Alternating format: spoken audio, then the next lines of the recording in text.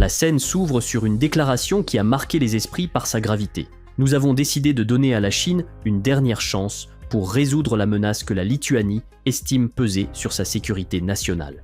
Ces mots, prononcés par un haut responsable politique lituanien, sonnaient comme une ultime mise en demeure. Le ton, presque défiant, laissait penser que Vilnius tentait d'exercer une pression à distance sur Pékin, comme si le rapport de force pouvait s'inverser. Pourtant, la réalité est tout autre. Depuis 1 an, la Lituanie a multiplié les tentatives pour rétablir le dialogue avec la Chine. 1 mois a passé, puis 2, puis près d'1 semestre. Mais la seule réponse venue de Pékin a été un silence absolu. Alors, que s'est-il réellement passé entre les deux pays et pourquoi la Lituanie cherche-t-elle désormais, avec autant d'insistance, un retour à la normale après avoir provoqué la rupture ? Pour comprendre, il suffit d'ouvrir une carte de l'Europe et de descendre le long de la côte orientale de la mer Baltique. On y repère facilement un pays de taille modeste, la Lituanie. Avec environ 65 000 km² et moins de 3 millions d'habitants, c'est un petit pays développé, mais solidement ancré du côté occidental. La Lituanie a rejoint l'Union européenne, intégré l'OTAN, adopté l'euro et repose largement sur les États-Unis pour assurer sa sécurité. Cette position claire a longtemps maintenu ses relations avec la Chine dans une neutralité distante, sans hostilité particulière. Les deux pays avaient à leurs ambassades, leurs échanges commerciaux étaient fluides, et les conteneurs continuaient de circuler, par mer comme par rail. Pour la Lituanie, la Chine restait un partenaire commercial important, bien que lointain.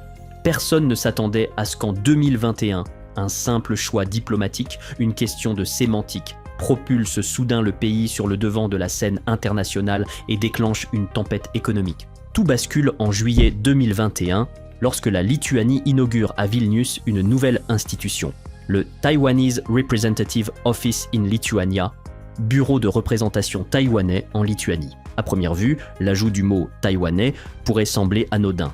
Pourtant, pour Pékin, c'est le franchissement d'une ligne rouge absolue. Car, dans le cadre du principe d'une seule Chine, la quasi-totalité des bureaux que Taïwan ouvre à l'étranger utilisent l'appellation prudente de Taipei, comme le Taipei Economic and Cultural Office. Ce choix diplomatique permet d'éviter toute interprétation qui laisserait croire à une reconnaissance officielle de la souveraineté de l'île. Vilnius décide pourtant d'ignorer l'opposition chinoise et maintient la dénomination contenant le terme explicite taïwanais. Dans la foulée, le pays critique publiquement le mécanisme de coopération 17+1 entre la Chine et les pays d'Europe centrale et orientale, l'accusant de diviser l'Europe. Quelques mois plus tard, la Lituanie annonce son retrait pur et simple de cette structure. Pour Pékin, c'en est trop.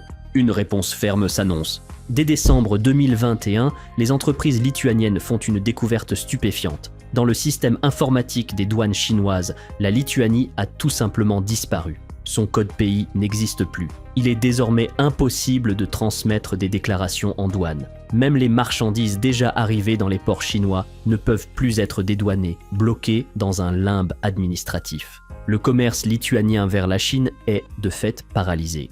Les exemples absurdes se multiplient. Plus de 20 000 bouteilles de rhum lituanien sont refusées à l'accostage. Un lot de 50 000 tonnes de produits laitiers est renvoyé immédiatement, forcé de faire un voyage retour de plus de 10 jours. À l'arrivée, les produits ne sont plus consommables et doivent être détruits. Vilnius proteste immédiatement auprès de l'Union européenne, accusant la Chine d'imposer un blocus commercial non déclaré.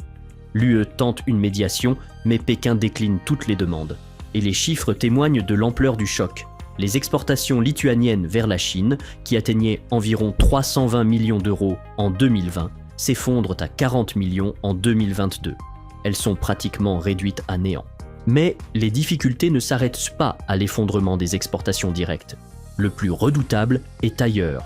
Dès que Pékin considère qu'un produit contient des composants fabriqués en Lituanie, même si l'assemblage final est réalisé dans un autre pays européen comme l'Allemagne ou la France, il peut se voir bloqué à l'entrée du marché chinois. Des groupes internationaux en subissent les conséquences immédiates. Le géant allemand Continental, par exemple, se voit recommander de réduire, voire d'arrêter totalement, le recours à des fournisseurs lituaniens s'il veut continuer à vendre en Chine. Pour une économie lituanienne largement intégrée dans les chaînes de production européennes, c'est un choc systémique. En l'espace de 2 ans, de nombreuses petites et moyennes entreprises qui travaillaient en sous-traitance pour les industries européennes perdent leurs commandes. Le bilan social est lourd. Durant le premier semestre 2023, plus de 300 entreprises déposent le bilan et plus de 8000 salariés se retrouvent sans emploi. Pour la Lituanie, c'est l'une des crises diplomatiques les plus coûteuses de son histoire récente.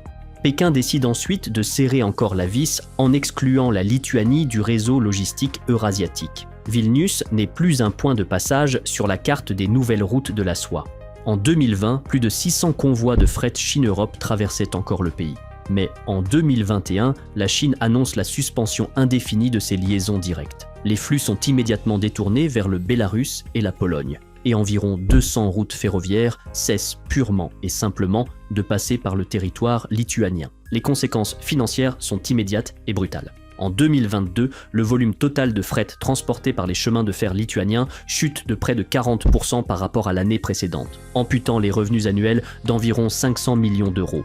Au port de Klaipėda, l'un des débouchés majeurs sur la mer Baltique et un nœud essentiel de la route terrestre eurasiatique, le trafic global baisse d'environ 21% en un an, atteignant son niveau le plus faible depuis près de 10 ans. Face à ces pertes colossales, Vilnius commence à revoir sa stratégie. Le Premier ministre Palucas, arrivé au pouvoir en 2024, multiplie les signaux d'ouverture en direction de Pékin. En 2025, l'ensemble de l'exécutif semble s'aligner sur cette nouvelle posture. Le président Nausėda, le ministre des Affaires étrangères Landsbergis et même Motus, le président de la commission parlementaire, se déclarent désormais favorables à une reprise du dialogue. Mais un mois passe, puis 2, puis presque 6. Et de l'autre côté du téléphone, la Chine reste obstinément silencieuse. Depuis 2021, la détérioration des relations entre Pékin et Vilnius n'a cessé de s'aggraver, suivant une pente fatale. À la fin de cette année-là, la Chine abaisse officiellement son niveau de relation avec la Lituanie. De l'échelon d'ambassadeur, on passe à celui de simple chargé d'affaires. Les deux ambassadeurs sont rappelés simultanément dans leurs capitales respectives, ne laissant sur place que quelques employés pour assurer un fonctionnement minimal, presque de survie. Les tensions se prolongent ensuite autour du commerce, de la guerre des visas et de l'opinion publique. Toutes les tentatives pour rétablir un dialogue normal restent sans résultat. La rupture devient encore plus visible et définitive au printemps 2025. En mai, le dernier diplomate chinois officiellement enregistré quitte la Lituanie. Lorsque, quelques jours plus tard, son statut et ses documents étant arrivés à expiration, il tente d'entrer à nouveau dans le pays, il est arrêté à l'aéroport de Vilnius, puis expulsé. Les autorités lituaniennes refusent de lui accorder une prolongation de visa. Aujourd'hui, l'ambassade de Chine dans la capitale lituanienne n'est plus qu'un bâtiment vide. La signalétique est encore en place sur la façade, mais l'intérieur est totalement à l'abandon.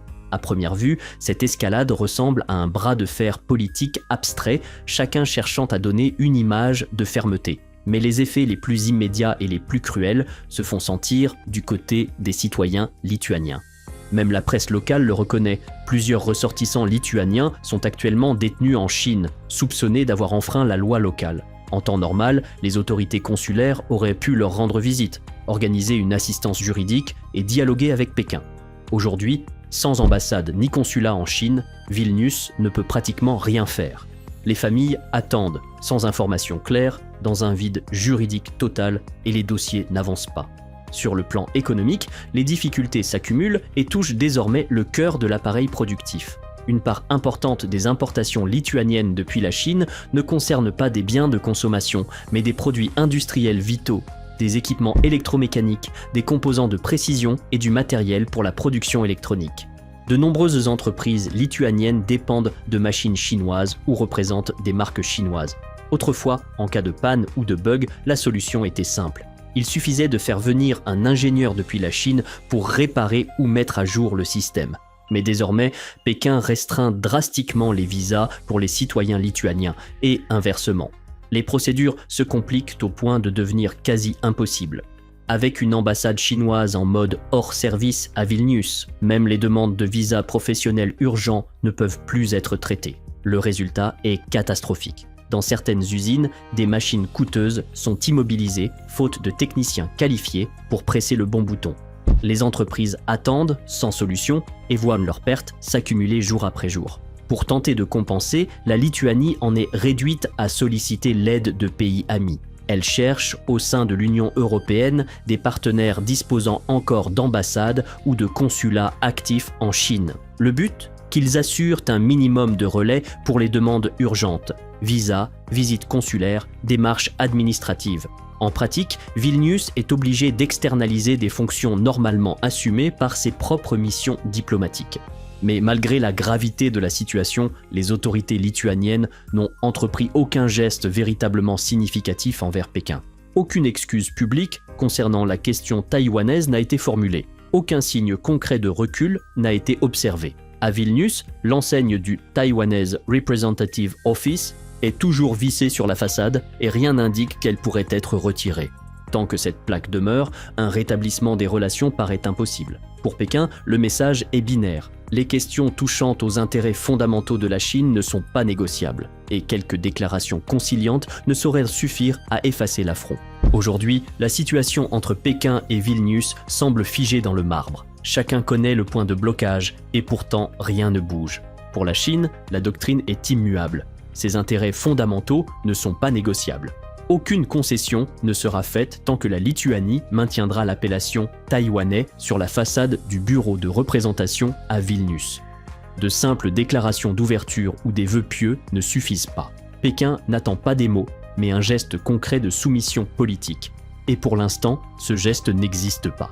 Du côté lituanien, l'impasse est totale. Malgré des prises de parole publiques exprimant le souhait de renouer le dialogue pour sauver l'économie, aucune mesure substantielle n'a été adoptée par le gouvernement. Les coûts économiques explosent, les difficultés consulaires virent au cauchemar pour les citoyens, mais la politique officielle reste inchangée. Le résultat est un statu quo pesant. La Lituanie espère un retour à la normale et la Chine l'ignore royalement. La question demeure entière. Que faudra-t-il pour sortir de cette impasse diplomatique ?